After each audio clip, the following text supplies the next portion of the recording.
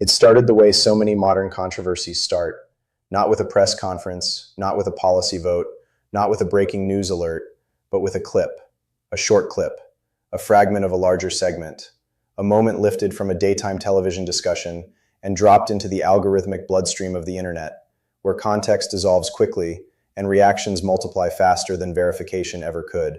On the show, Whoopi Goldberg had weighed in on Karoline Leavitt, a young, outspoken political spokesperson who has built a reputation for sharp messaging and unapologetic media appearances.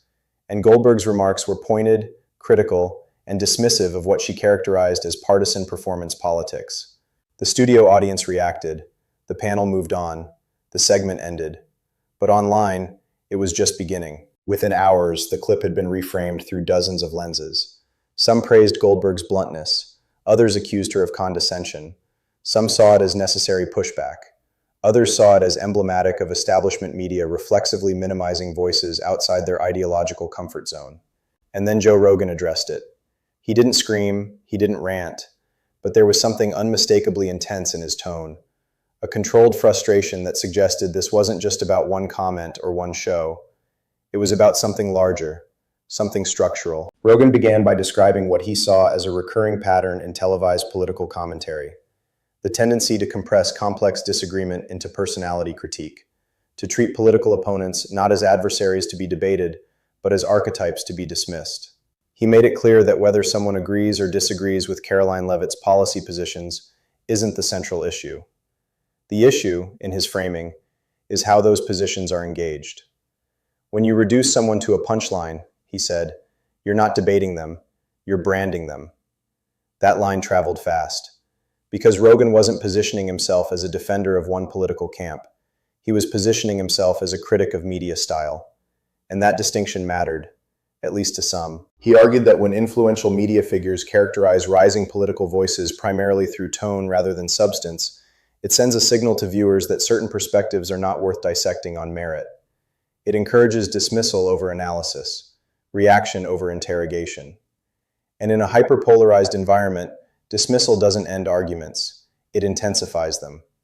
Rogan leaned back, almost reflective for a moment, and asked aloud whether daytime television, by design, rewards sharp retorts over deep engagement, because a quick, biting line generates applause and clips more effectively than a methodical rebuttal.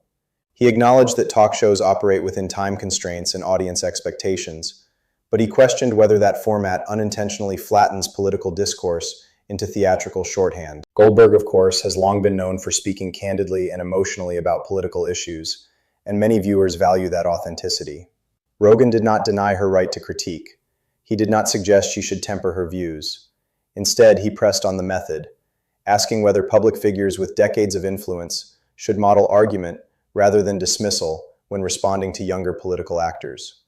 What made the exchange feel heated wasn't that Rogan insulted Goldberg or that Goldberg responded directly. There was no live shouting match, but that Rogan framed the moment as symptomatic of a broader imbalance. He suggested that media institutions often apply asymmetrical standards, defending sharp rhetoric when it aligns with their cultural orbit, while condemning it when it comes from ideological outsiders. That assertion ignited another wave of reaction. Supporters of Rogan praised him for calling out what they see as double standards in mainstream media. Critics accused him of oversimplifying a nuanced conversation.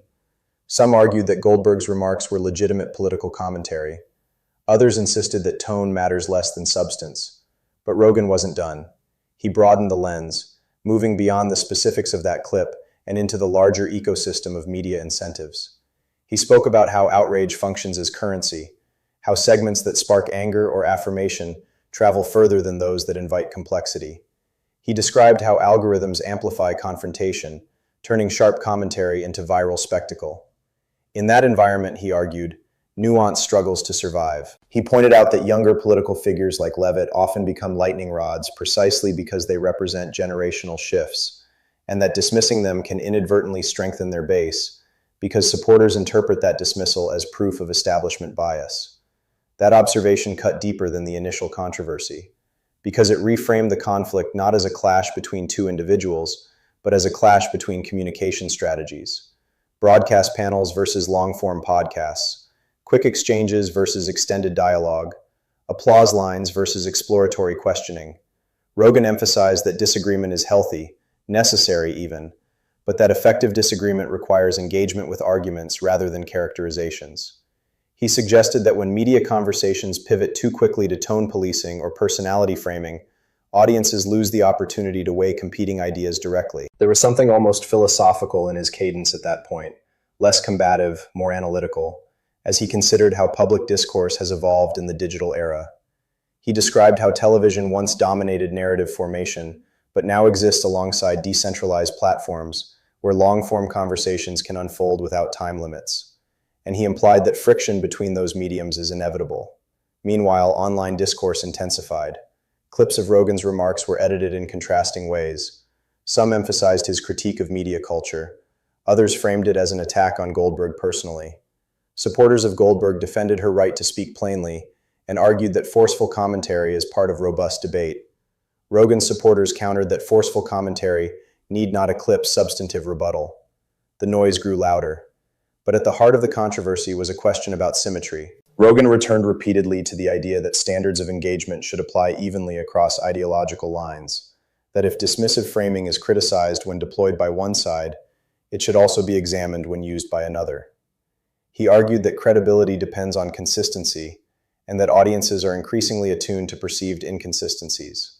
He acknowledged that strong opinions drive television, that emotional conviction can resonate powerfully, but he cautioned that conviction without engagement risks entrenching divides. As the segment on his podcast continued, Rogan reflected on the broader consequences of rhetorical escalation. He suggested that when political figures are framed as unserious or illegitimate, rather than debated on policy, supporters feel validated in their distrust of media institutions. That distrust, in turn, feeds alternative platforms, which further fragment the information landscape. It becomes cyclical. Dismissal fuels suspicion. Suspicion fuels polarization. Polarization fuels more dismissal.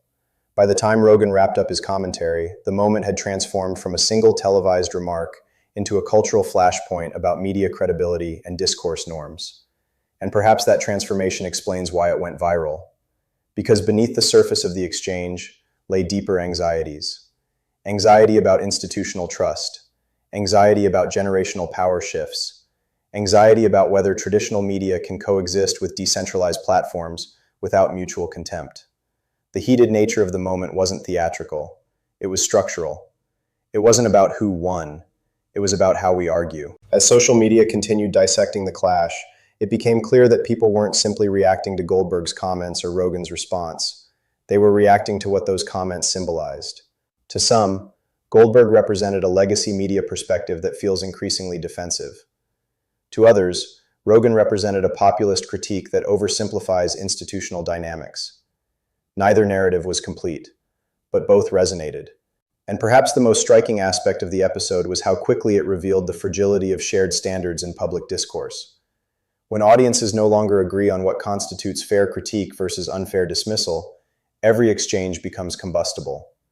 Rogan concluded his remarks by reiterating that open debate is preferable to caricature, that disagreement should be sharp but substantive, and that the health of democratic dialogue depends less on volume and more on willingness to engage opposing ideas directly. He didn't call for apologies. He didn't demand retractions. He called for conversation. And yet, in an era primed for spectacle, even that call felt incendiary. The clip continued circulating for days, each repost framed through a different lens, each headline sharpening edges that, in the full conversation, felt more textured. But what endured beyond the viral spike was the underlying tension Rogan had identified, the question of how media power should be exercised, and whether criticism can remain robust without tipping into dismissal. In the end, the clash wasn't defined by shouting or humiliation, but by friction, sustained, visible, unavoidable friction between two models of commentary, one rooted in traditional broadcast cadence, the other in long-form interrogation. Both influential, both imperfect, both navigating a rapidly evolving media terrain. And perhaps that's why it resonated so deeply, because the real argument wasn't about one spokesperson or one host. It was about the rules of engagement in a fractured public square. And those rules are still being written.